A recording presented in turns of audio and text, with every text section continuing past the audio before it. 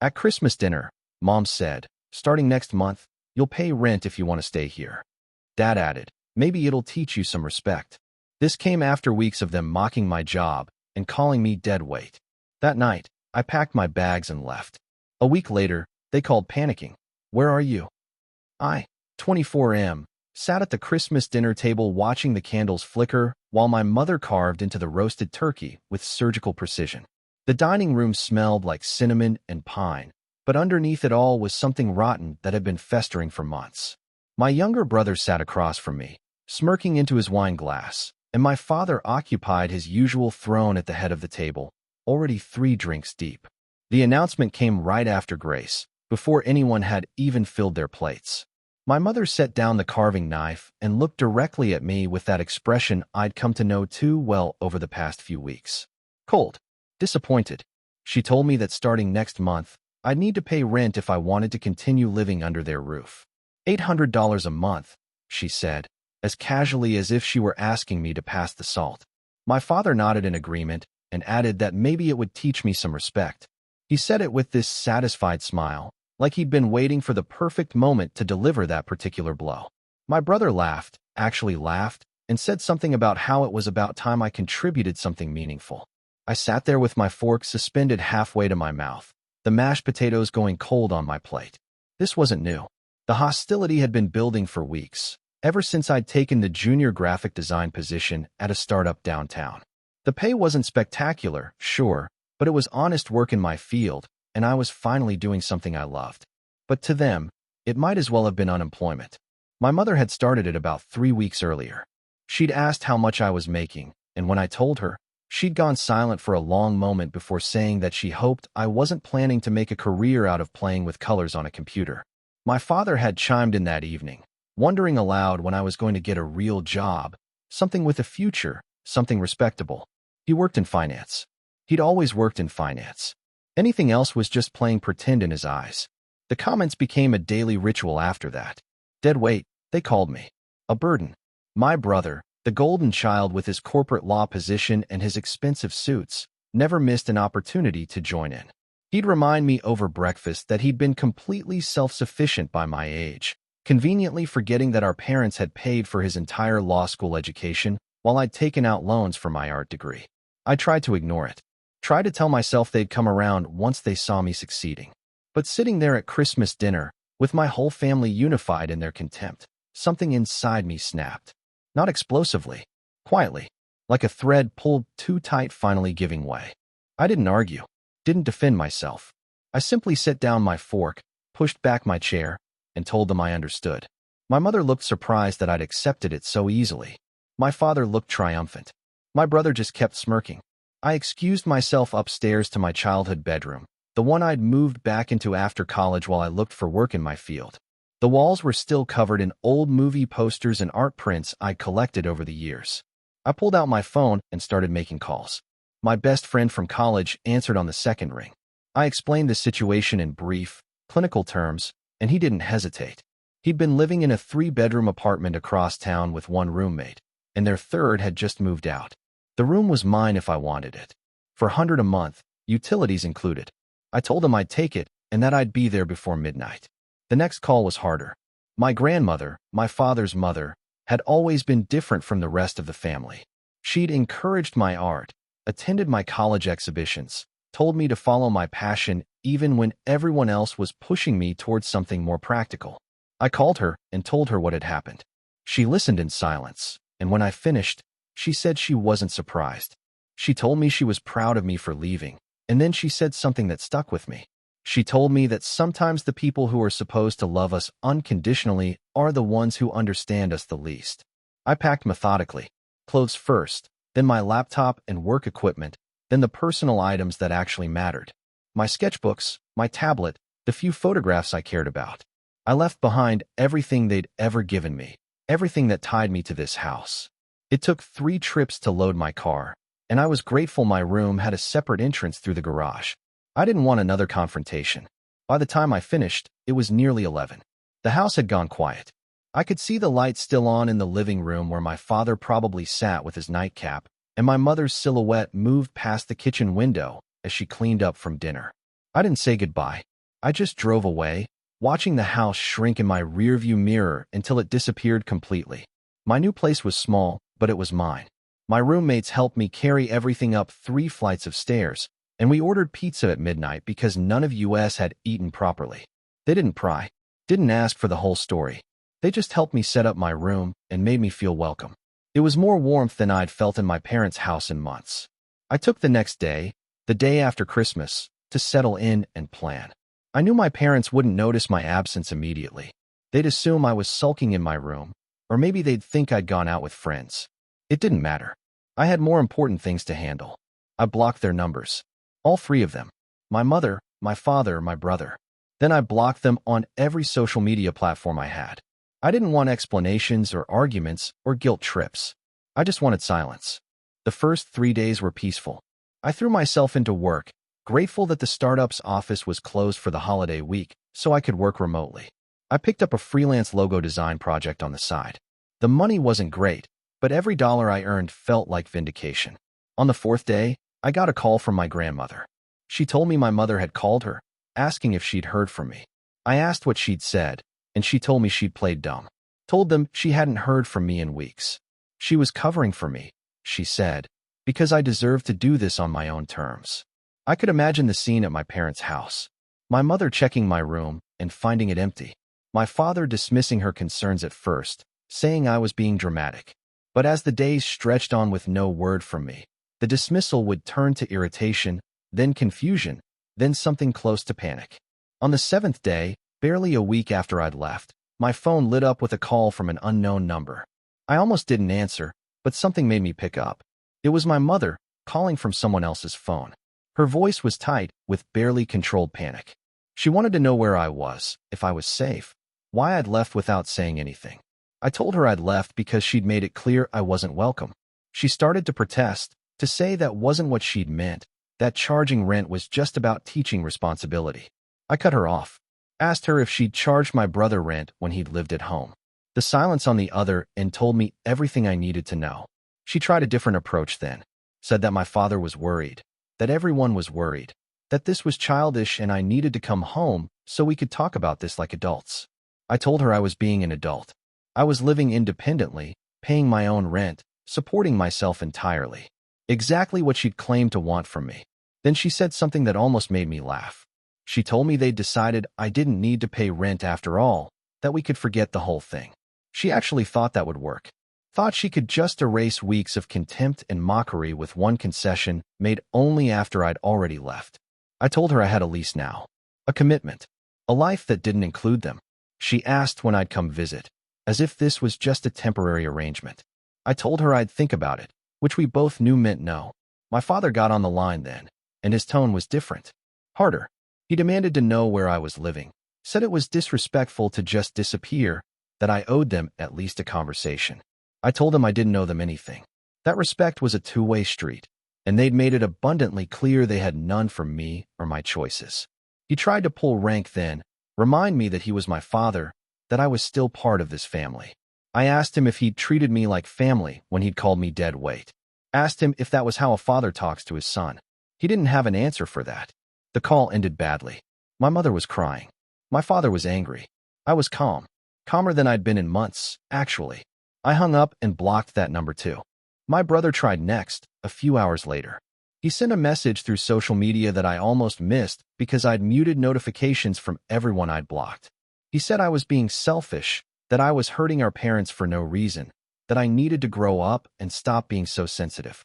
I read it twice, then deleted it without responding. The thing was, I wasn't angry anymore. That first night, driving away from the house, I'd been furious. But the anger had burned itself out quickly, leaving behind something clearer. I'd realized that I'd been seeking their approval for my entire life, bending myself into shapes they'd find acceptable, and it had never been enough. It would never be enough. They'd built an image of who they wanted me to be, and I'd failed to match it. So in their eyes, I'd failed completely. But I hadn't failed. I had a job I loved, friends who supported me, a place to live, and plans for the future. I was doing exactly what I was supposed to be doing at 24. The only failure was in continuing to subject myself to people who made me feel worthless. Update 1. 2 weeks after I left, things started getting interesting in ways I hadn't expected. My grandmother called me with news. She told me she'd been invited to a family dinner at my parents' house, one of their formal affairs where they like to show off for their social circle. She'd gone out of curiosity, she said, and to observe the fallout of my departure. Apparently, my absence had become a problem they couldn't ignore or explain away. My mother's friends had asked about me, as had my father's business associates. They'd been telling people I was away on a work project, too busy to visit, doing very well for myself. All lies, of course, but lies they had to maintain because the truth would be too embarrassing. That their son had walked out on them and wasn't coming back. My brother had apparently tried to spin it as me being ungrateful and immature, but my grandmother had shut that down quickly. She'd mentioned, quite loudly according to her telling, that she thought it was wonderful I was pursuing my passion and living independently. She'd said it took real courage to follow your own path, especially when others didn't understand it. My mother had gone pale. My father had changed the subject quickly, but the real news came a few days later. My grandmother called again, and this time she was laughing. Actually laughing. She told me that my parents had apparently been counting on my rent money more than they'd let on. Not because they needed it financially, but because they'd already promised my old room to someone else. My cousin, the son of my mother's sister, had gotten divorced and needed a place to stay temporarily. My parents had apparently offered him my room, assuming I'd either pay rent and stay out of his way, or leave entirely. They'd calculated wrong on both counts.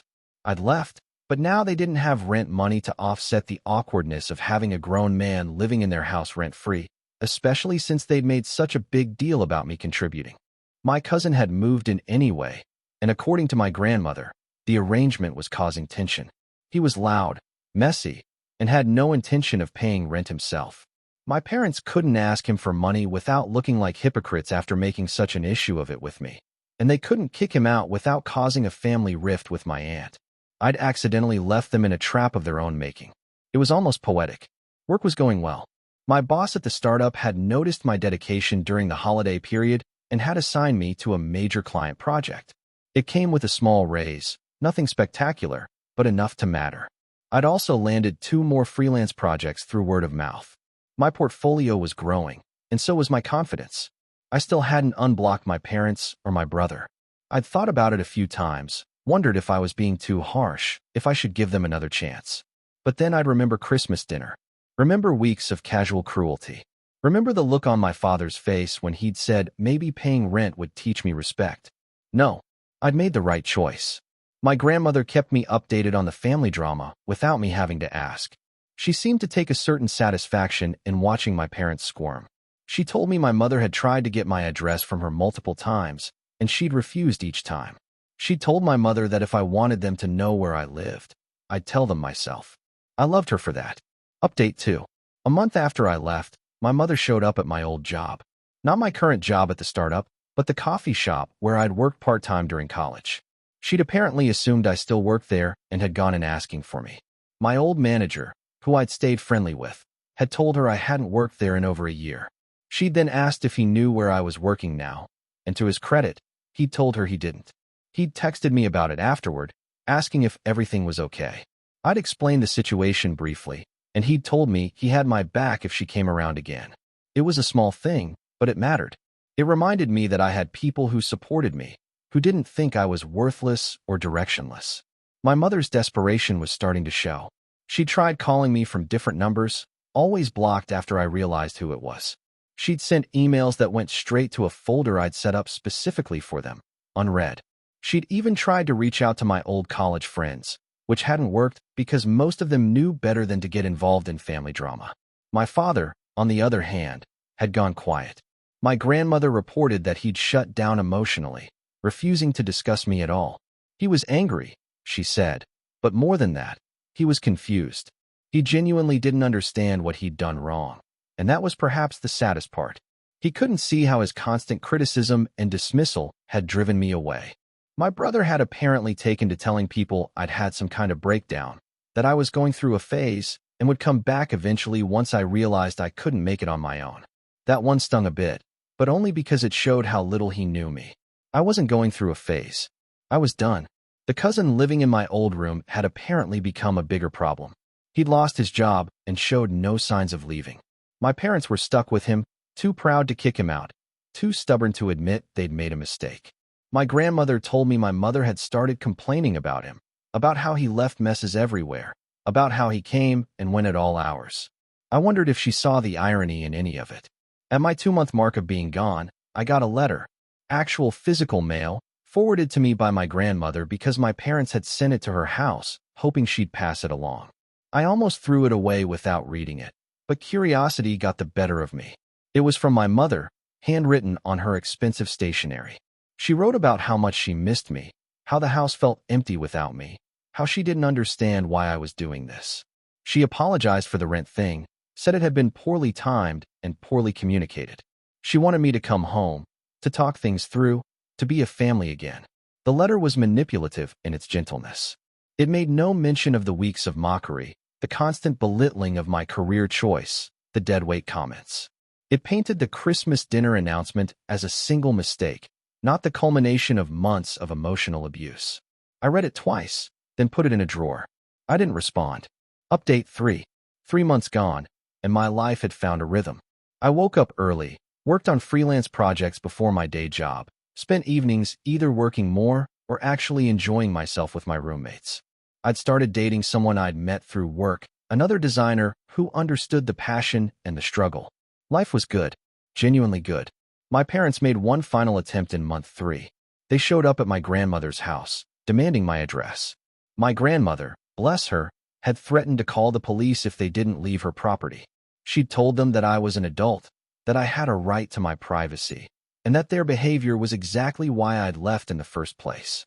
My father had apparently lost his temper then, said some things to her he shouldn't have. She'd hung up on me when she called to tell me about it because she was too angry to talk coherently. She'd called back an hour later to say she'd told my father that until he learned to treat his son with basic human decency, he shouldn't bother visiting her either. I'd never loved her more than in that moment. The family rift was complete now. My grandmother had taken my side, which meant my father's relationship with his own mother was fractured. My aunt, the cousin's mother, was apparently furious with my parents for making her son feel unwelcome, even though he was the one refusing to leave or contribute. My brother was caught in the middle, loyal to our parents but increasingly isolated as extended family members started asking questions about why I'd really left. The truth was coming out in pieces. My grandmother wasn't keeping quiet anymore. She was telling people exactly what had happened, about the mockery and the ultimatum and my quiet departure in the night. Some family members reached out to me, offering support. Others stayed silent, either out of loyalty to my parents or uncertainty about what to say. I didn't need them to choose sides.